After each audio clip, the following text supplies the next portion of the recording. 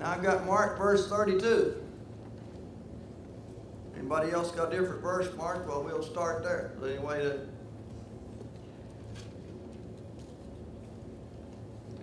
we discussed last week about the lady who was not a Jewish lady who wanted her child healed, and the response that Jesus gave to her, and the response seems quite brutal to us today, and it's one of those things we kind of wonder about, but she did demonstrate her faith, and we've come to the conclusion it was for the disciples' effect more than it was her, because they could see they was really willing to, they want to just rush everybody away, see, and on several occasions, them people ain't Jews, that's just, they're not Israelites, just run them off, but he said her faith was, she had a really great faith, and anyway, her daughter was healed. Jesus had a reason for everything that he did. Now, we kind of got into verse 29. He went from there and went to the Sea of Galilee, and he went on the mountain, and he went to preaching, and he went to healing people. And verse 32, and Jesus called his disciples to him and said, I feel compassion for the people, because they have remained with me now 3 days and have nothing to eat, and I do not want to send them away hungry, for they might faint on the way. Let's just stop right there. How many of us could last 3 days listening to anybody about eating? These people they wanted to hear what Jesus had to say, see what he could do, hear what he had to say. 3 days with no food. You might could listen to Jesus for 3 days. Might could listen to Jesus for 3 days. You just stop and think about it. The Apostle Paul, which is he was instrumental in writing about 2/3 of the New Testament or something close to that, and he couldn't keep Eutychus awake all night, could he? Can you imagine poor old Eutychus? The only mention he had in the Bible is he went to sleep listening to Paul and fell out and killed himself, and Paul had to bring him back. The Spirit brought him back to life. But even Paul couldn't keep him awake.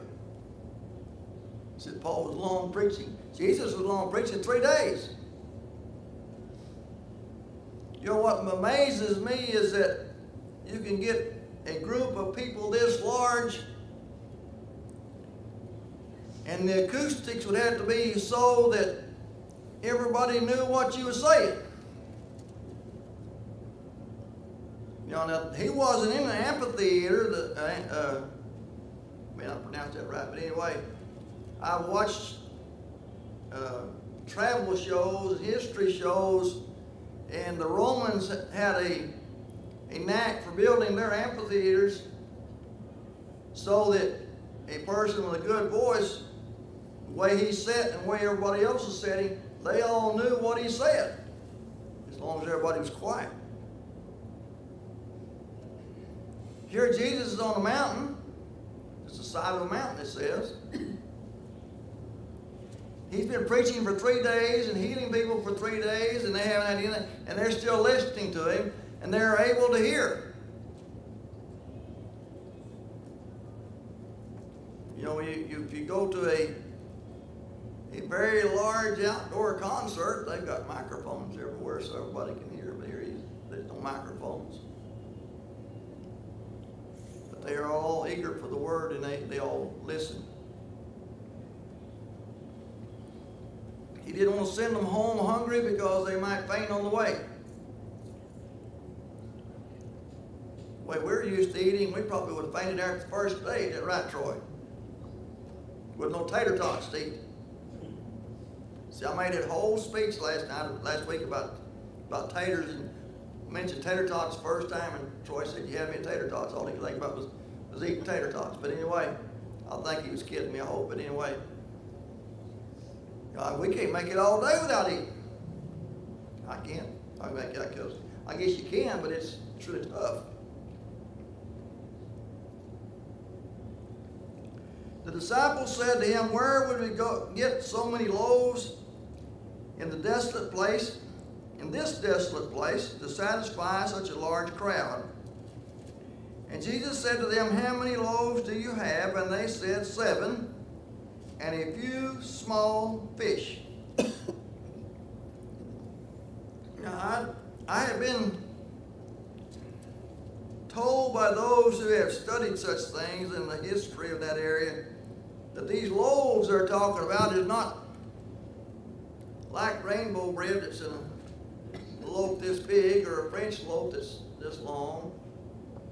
You know, it's about French bread, and then, but they're just what we would call small cakes or cookies, about the size of a Little Debbie cake. Just had a few of them and a few small fish. They weren't big fish. It wouldn't have made any difference if they had 7 great big loaves and 3 great big fish. They couldn't feed 4,000 people.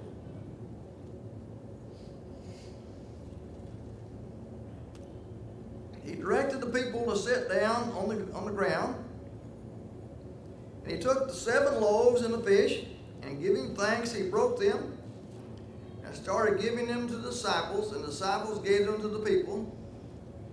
And they all ate and were satisfied.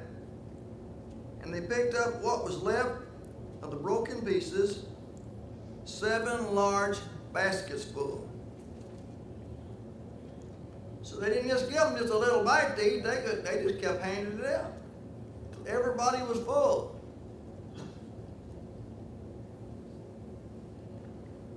And those who ate were 4,000 men, besides women and children.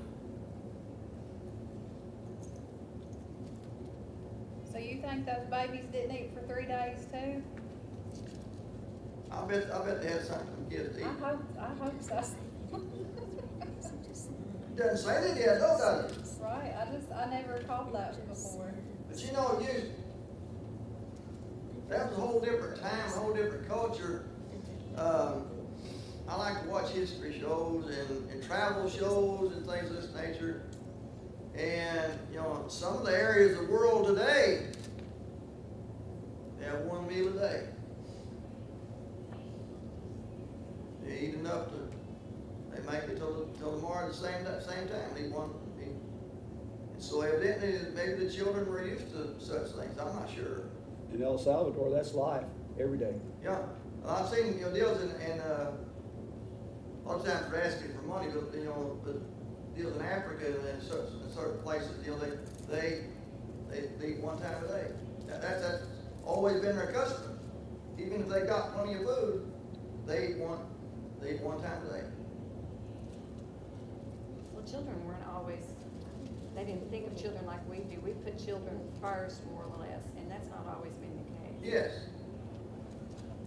You know, Daddy even talked about, like the Yeah. men ate first, the women second. If there's anything left, the kids got it. I bet Ashley had never heard that story, have you, Ashley? She's not different from me.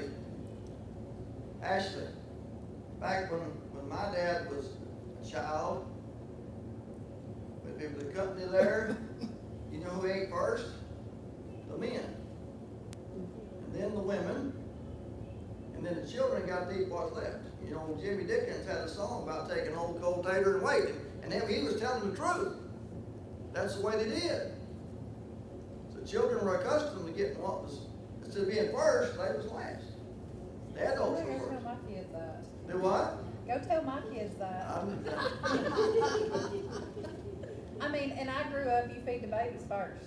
Yeah, well, that's the way it's always been, and maybe that's the reason that, those kids that had to wait till the end to eat, when they got grown, they made sure their kids got to eat first, see, so that's the way it was. Some cultures don't place eating is a survival. It's Yeah. not for pleasure like so much in the Yeah. United States. That just eating is a survival rate in many places. And then, they have the same thing every day. Now he hasn't shown it in a while. Tim Davis was here a week or so back, And one time he showed his, he said any place he went, if they served a meal, he tried to eat. One of the meals he took a picture of, now buddy, it'd be a pretty tough thing to eat that. Kind of looked like fish heads to me. I'm not sure what it was, but it didn't look appetizing at all. But that was the best this lady had. And so he did his best to eat. But here he feeds 4,000 men besides the women and the kids. Why did he count the women and kids? Does it make it look, even more impressive? But it didn't. This is also part of the culture, is that the men counted and the women were second-rate citizens. Don't jump on me, that's just the way it was. Still paying for Eve. Huh? They were still paying for Eve. Still paying for Eve, okay? But they were second-rate citizens. And still there are countries today that is still that way. Many of them in the same area that this we're talking about right here.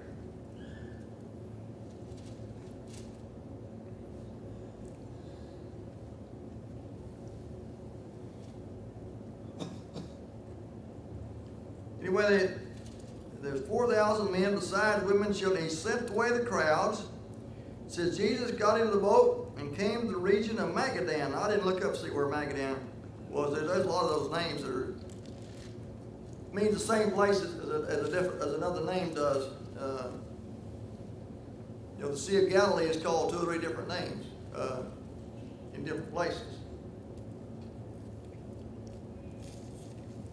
Leland, you got any questions on that before we go on to chapter 16?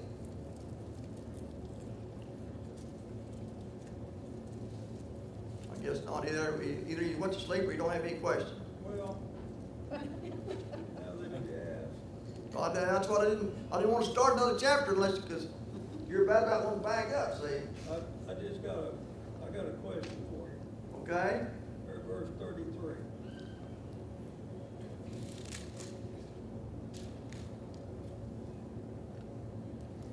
Okay? Read that, please. The disciples said to him, "Where would we get so many loaves in this desolate place to satisfy such a large crowd?" Now, You reckon Jesus rolled his eyes at that question? I'll ask you a question. What has happened previously? That's what I'm saying. He just fed 5,000. Just fed 5,000. And God wanted to erase all the children of Israel and start over with Moses. Yeah? I wonder if Jesus is thinking, man, should I pick another 12? Maybe they ought to make the wrong 12, I was pretty hard-headed as a kid too. My dad told me things over and over. Yeah, Still pretty hard-headed. For sure, that's a miracle. yeah. I said, but it hasn't been long as far as what we're reading, and Jesus' whole ministry was only about 3 years, so it hadn't been very long much time passed since they had fed, he had fed 5,000 with just a few loaves, a few fish. He tells them a half dozen times he's going to Jerusalem, they're going to kill me. Yes. You know what? Well, and they get in the boat. And he says, "Beware of the leaven of the Pharisees." And he said, "He's mad because we forgot to bring the bread, I think he rolled his eyes again. I bet he did.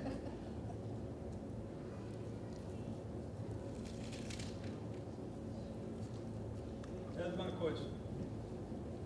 The Pharisees and Sadducees came up, and testing Jesus, they asked him to show them a sign from heaven. But he replied to them, when it is evening, you say it will be fair weather, for the sky is red. And in the morning there will be a storm today, for the sky is red and threatening. Do you know how to discern the appearance of the sky, but cannot discern the signs of the times? An evil and adulterous generation seeks after a sign, and a sign will not be given it except the sign of Jonah. And he left them and went away.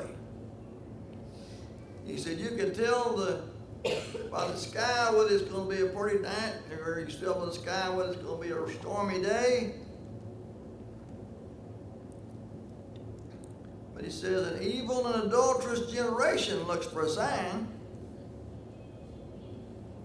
You ever heard anybody say that they're looking for a sign from God to know whether to do this or that? I've heard people say that.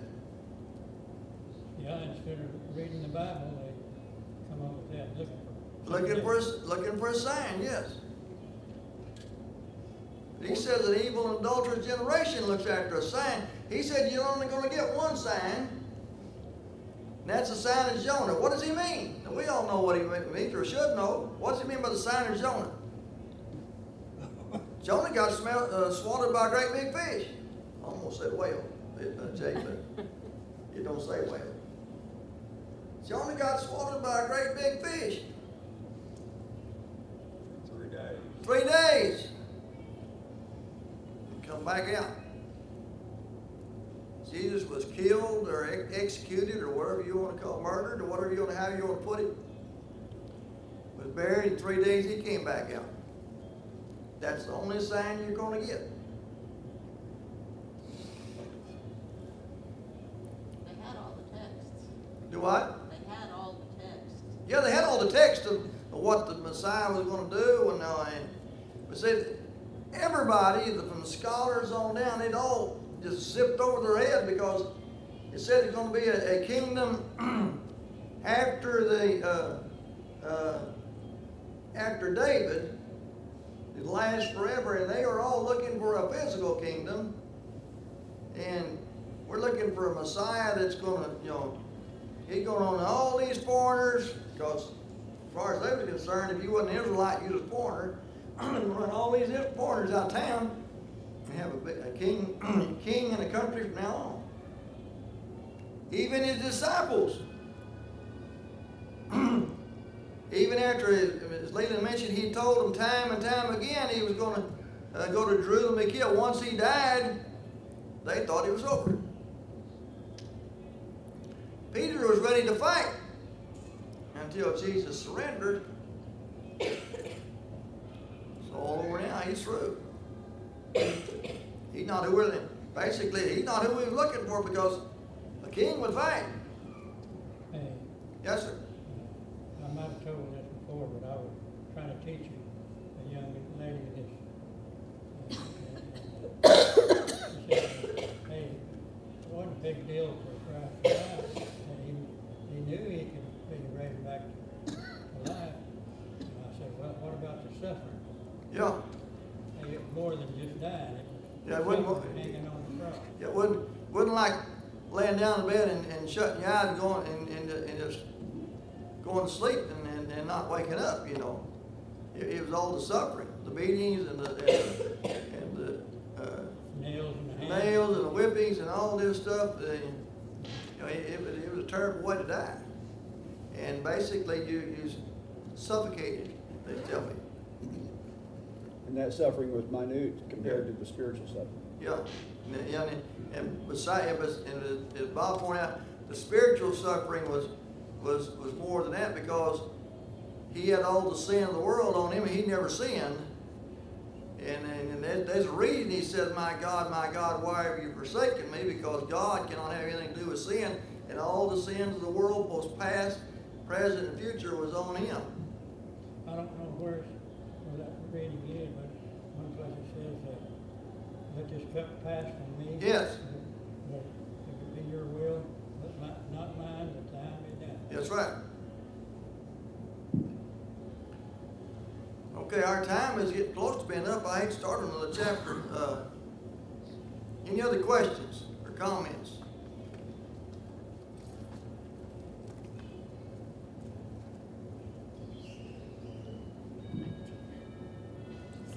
Next week, which will be the 30th, I believe, we'll try to start on chapter 16.